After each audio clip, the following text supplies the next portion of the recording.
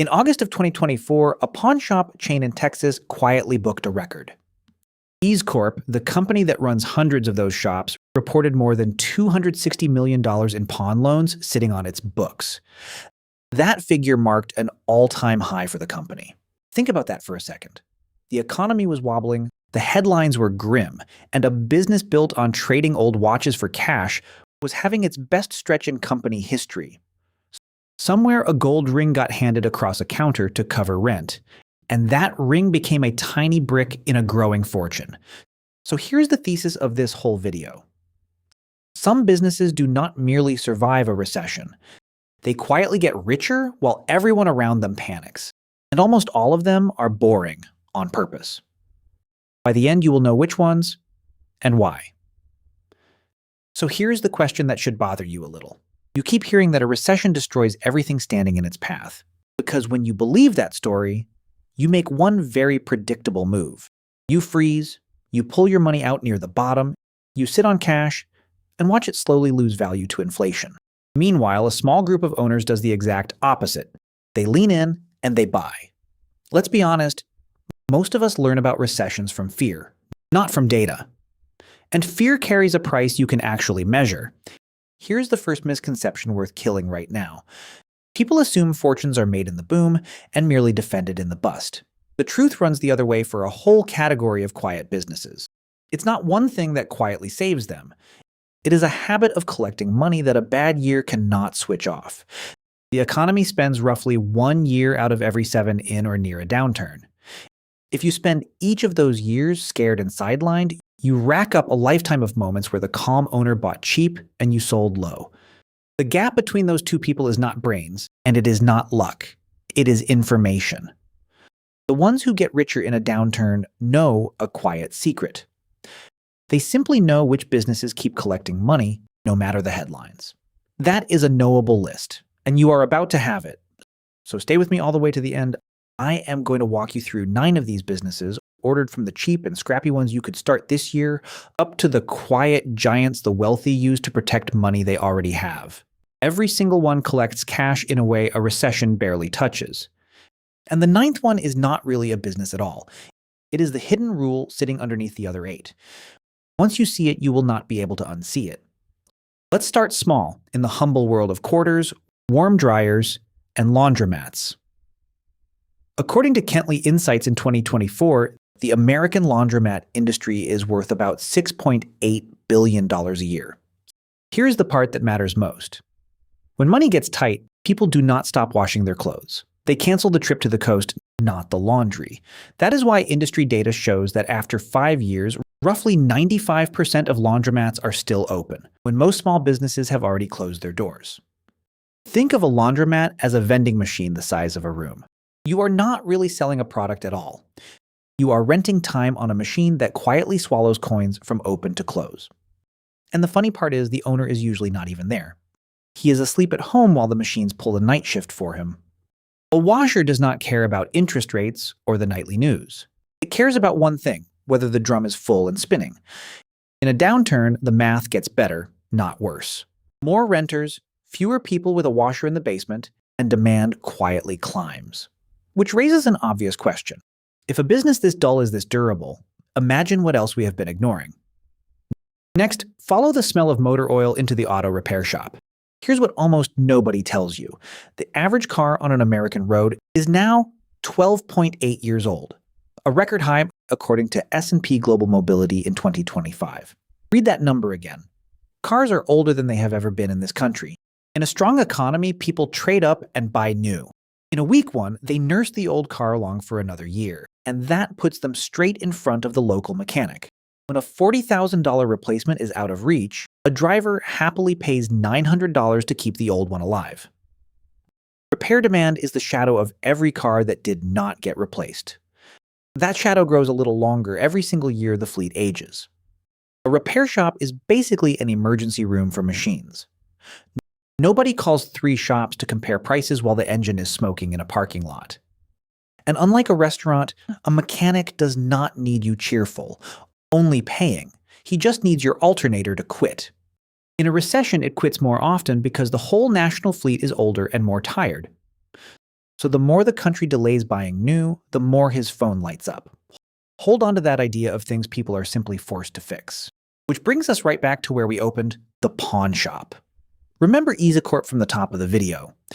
In 2024, it reported record pawn loans on its books, more than $260 million, along with quarterly revenue around $281 million, both up by double digits from the year before, according to Forbes reporting that year. A pawn shop is a bank for the people that regular banks turned away. You hand over a guitar, you walk out with cash the same day, and if you never come back for it, the shop simply keeps the guitar. It is very hard to lose that trade. When times are good, that guitar leaves again as a normal sale. When times are hard, more guitars come through the door. Let's be honest, it is not a glamorous business, and the movies love to make it look bleak. But the underlying math is calm and steady. Every loan is small, backed by something real, and either paid back with interest or covered by the item left behind. The collateral sits in a glass case, patient and priced, until the loan clears. That is a business with a solid floor under every single deal it makes. Small tickets, enormous volume. Tuck that phrase away because in a few minutes it turns into the entire point of this video. So far, everything has fit neatly inside a strip mall. Let's climb one level up to businesses that own the ground underneath, like self-storage. The industry pulled in roughly $44 billion in 2024, spread across more than 52,000 facilities, according to the Self-Storage Almanac. Public storage on its own, that orange sign you have driven past 1,000 times, runs more than 3,000 locations. Here's the strange magic of it. People rent a unit during almost every major life event, and a recession is basically a factory for life events. You downsize the house, you move in with family for a while, you store the furniture you cannot quite bring yourself to sell. Then you keep paying, month after month, long after you have forgotten what is even behind the door. A storage unit is a parking spot for regret, and regret is very good about paying its rent on time. Industry occupancy sat around 85% in the middle of 2024. The building barely needs a single employee. There is no inventory to spoil, nothing to restock, nothing to sell you at all. You are renting out empty space by the square foot.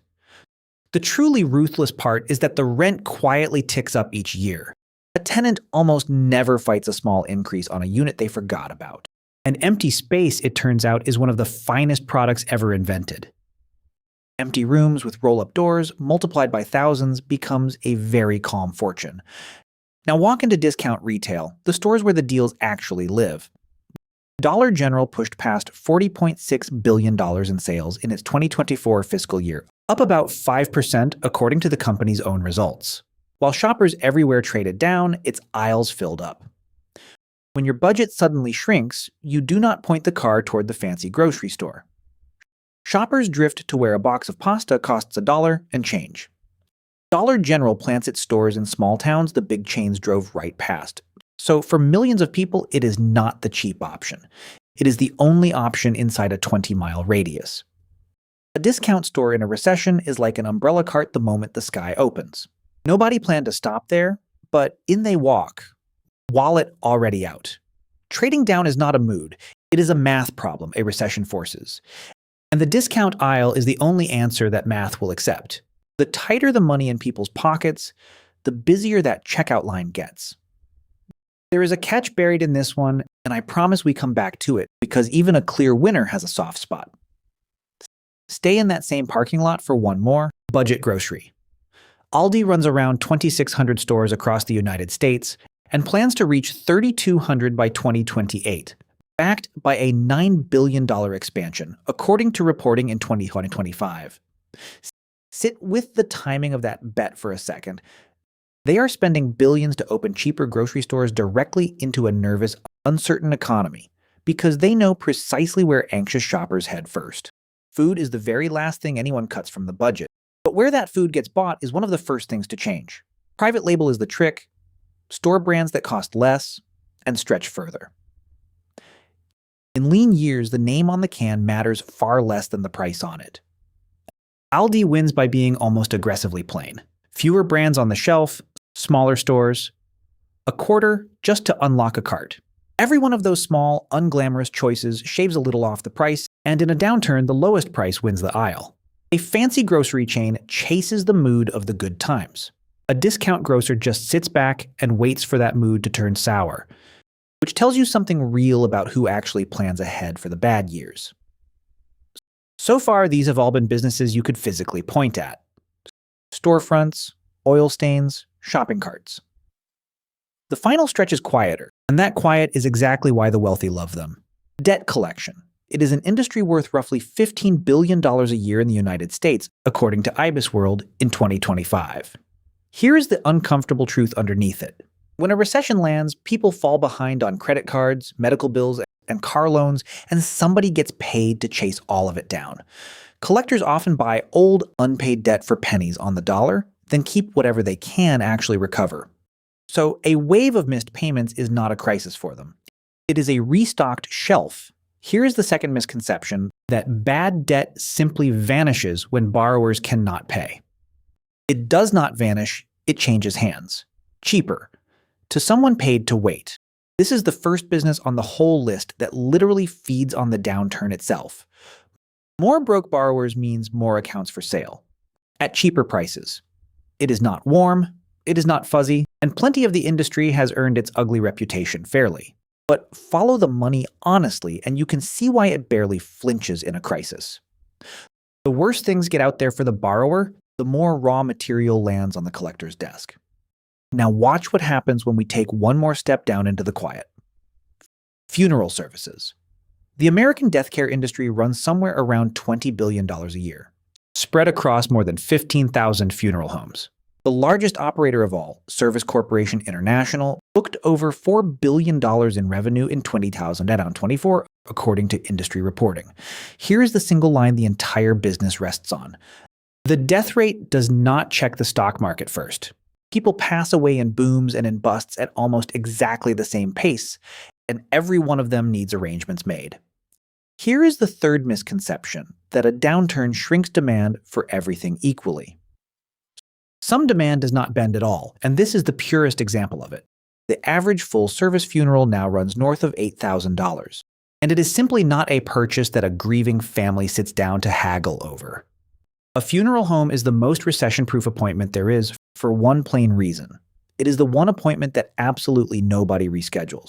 It is a heavy thing to say out loud, so let me say it gently. This industry is not cheering for anything bad to happen. It just sits at the one event in life that a recession is completely powerless to cancel. And that kind of steadiness, year after year, is worth more than any boom a hot business ever caught. That is 8 businesses, 8 very different rooms. A laundromat, a mechanics bay, a pawn counter, a storage lot, 2 kinds of discount store, a collections desk, and a funeral home. Before I hand you the 9th, the one that ties all of them together, I owe you the honest part.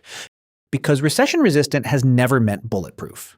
Here is the exception, and it is a big one, sitting right in the middle of this list. In 2024, Dollar General, the very company we were praising a minute ago, had a genuinely rough year. Its stock dropped hard, it struggled with theft and shrinking margins, and it announced plans to close or convert around 140 of its own stores. So even a business built for hard times can stumble badly when it grows too fast or manages the small details poorly. The lesson underneath that is simple. Being counter-cyclical protects the category, not the individual operator. A laundromat in a dying town still dies.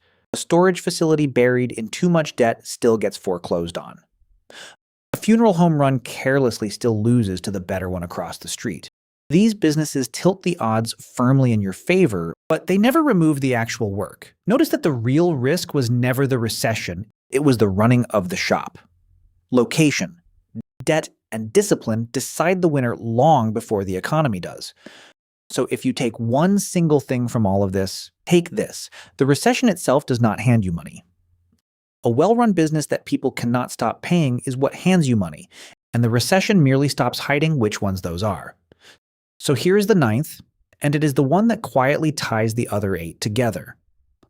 Look hard at what all of them secretly share. A laundromat collects a few dollars per wash. A storage unit collects a little rent every month. A pawn shop collects a small fee on every loan. A mechanic collects one modest repair at a time. A funeral collects once, but from a line of customers that never ends. Not a single one of them swings for a home run. Every last one collects a small amount, over and over, from something people cannot bring themselves to cancel. Each payment is almost too small to notice, which is exactly the point. Nobody sits down to cancel a $30 habit they barely remember having. That is the ninth business. It is not a shop at all. It is a rule. Own the thing that gets paid in small, repeated amounts by people who have very little choice in the matter. The clearest example alive might be the most boring company on the planet. Waste Management brought in over $22 billion in 2024, up about 8% from the year before, according to its own filings. It is a garbage company. Your trash bill is maybe $30 a month, and you would cancel almost anything else before you let that one lapse. Now multiply $30 by millions of households that never, ever stop making trash, and you get a fortune a recession can barely scratch. So here is the entire video compressed into a single line. Wealth in a downturn is not built on one big win. It is built on small payments nobody thinks to cancel. And once you own a few of those payments, you take the cash from the first and use it to buy the next. And then you stack them, one on top of another. Boring is not the weakness of these businesses. Boring is the entire moat. That quiet stacking machine is what has been humming underneath every business on this list. Picture two people who each started with the same $10,000. Marcus went chasing the exciting win. He jumped from a hot coin to a trendy restaurant to whatever the internet was shouting about that month, always certain the one big score was just ahead. Dana did something almost embarrassingly boring instead. She bought a tired little laundromat, fixed the broken machines one by one, and let the quarters pile up. Then she used that steady pile of cash to take over a small storage lot down the road. Years later, the recession that everyone had been dreading finally showed up. Marcus sat frozen, still waiting for his perfect moment, still clutching cash and hope in equal measure. Dana barely felt it. Her machine still hummed, her unit still rented, and the downturn simply handed her cheaper things to buy next. The gap between those two was never about intelligence, and it was never about luck. It came down to which kind of payment each of them chose to own. One of them waited a whole life for a fortune to arrive. One of them was always one deal away from everything. The other was already collecting, quietly, in amounts too small to brag about. The other collected hers in quarters, one warm dryer at a time. Share this with the one person still waiting for the big exciting win. Like the video, subscribe, and go collect your quarters.